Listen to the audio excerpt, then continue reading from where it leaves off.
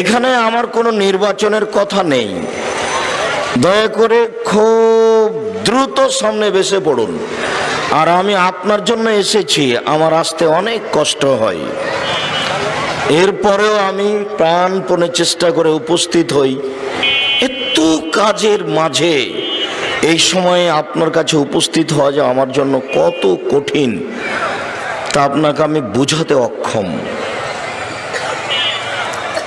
আমি যখন আসব তখন আপনি দাঁড়িয়ে থাকবেন, এইটা আমার পক্ষে সহজ নয়।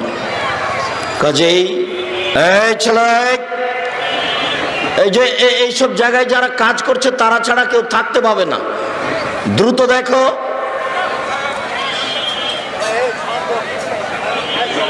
দ্রুত যারা দেখাশোনা করছে,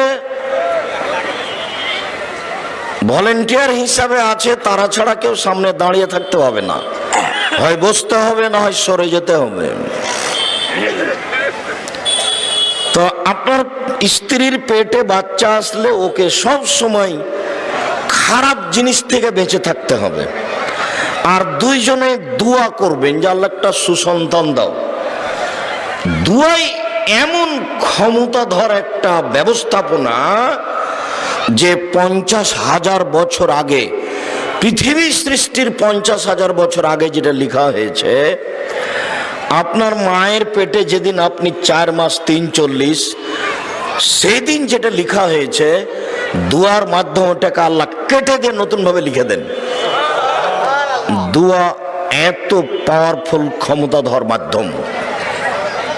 রাসূল সাল্লাল্লাহু আলাইহি ওয়াসাল্লাম বলছেন, দুয়ার মাধ্যমে মানুষের তাকদীর পরিবর্তন করা হয়। লা ইউরাদ্দু তাকদীর ইল্লা বিদুআ, দোয়া দিয়ে তাকদীর পরিবর্তন করা হয়। পেটে বাচ্চা এসেছে, দুইজনই কান্নাকাটি করেন, আল্লাহর কাছে একটা সুসন্তান চাইতে থাকেন তো